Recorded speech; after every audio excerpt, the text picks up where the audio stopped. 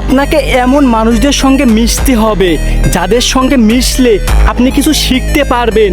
যাদের সঙ্গে মিশবেন তারা মানুষকে নিয়ে সমালোচনা করবে না, তারা কাজ নিয়ে সমালোচনা করবে। কি করে তারা? বড় বড় বিখ্যাত ব্যক্তি যারা মোটামুটি কিছু করে তাদের সঙ্গে মিশেন। যারা ফালতু আড্ডা দেয়, চায়ের দোকানে বসে, তাদের কাছে কখনো যাবেন না। ওখানে গেলে শিখতে পারবেন কার ছেলে কি করে, কার মেয়ে কি করে, কার পরিবার কেমন, কোথায় কি হয়েছে, এক কথায় ধরতে পারেন গ্রামের একটা টিভি চ্যানেল যেখানে গেলে আপনি গ্রামের সব নিউজ ওখানে বসেই পাবেন। যেটা যে করেছে সেও জানে না, সে নিউজটাও আপনি ওখানেই পাবেন। তাই বলি কি, আপনার চলাফেরা কাদের সাথে মিশেন এটাকে পরিবর্তন করতে হবে।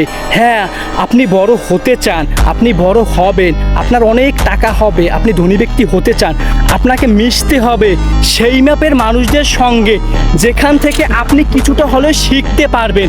আপনাকে শিখতে হবে, বড় হতে হলে আপনাকে শিখতে হবে। আপনার থেকে মানুষটা ছোট হোক, তারপরেও তার কাছ থেকে আপনার শিখতে হবে, আপনার ওখান থেকেই বড় হতে হবে। কেননা যে ব্যক্তি আর সাকসেসফুল তার আশেপাশে আপনার থাকতে হবে।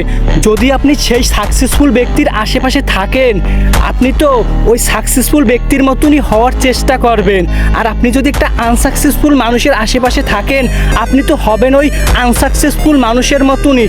যে ব্যক্তি বাদামের মতন ঘোরাঘুরি করে, কিছু করে না, এখানে ওখানে ঘোরাঘুরি করে, আপনি যদি সেই ব্যক্তির সঙ্গে মিশেন, সেই ব্যক্তির সঙ্গে চলেন, আপনার চিন্তা ভাবনা আপনি তো ওই ব্যক্তির মতনই হবেন, আপনার সব কিছুই তো ওই ব্যক্তির মতন হবেন।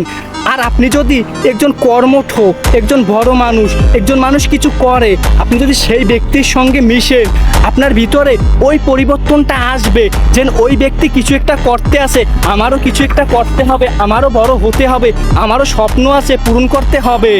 কিন্তু আপনি তো ওই সব মানুষদের সঙ্গে মিশেন না।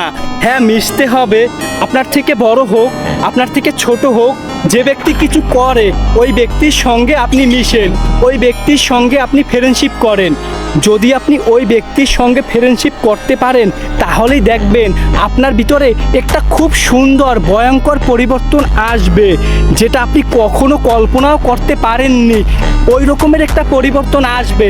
আর আপনি যদি, যে ব্যক্তি কিছু করে না, চায়ের দোকানে বসে আড্ডা দেয়, বাপের হোটেলে খায়, ওই ব্যক্তির সাথে যদি বন্ধুত্ব করেন, ওই ব্যক্তির সঙ্গে যদি মিশেন, তাহলে আপনার লাইফস্টাইলটাও হবে ওই ব্যক্তির মতন।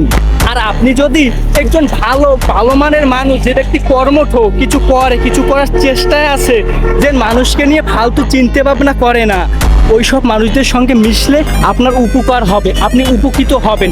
আশা করি কথাগুলো বুঝতে পেরেছেন। যদি না বুঝতে পারেন আবার শুনেন, আপনার কাজে আসবে, আপনি উপকৃত হবেন ইনশাল্লাহ।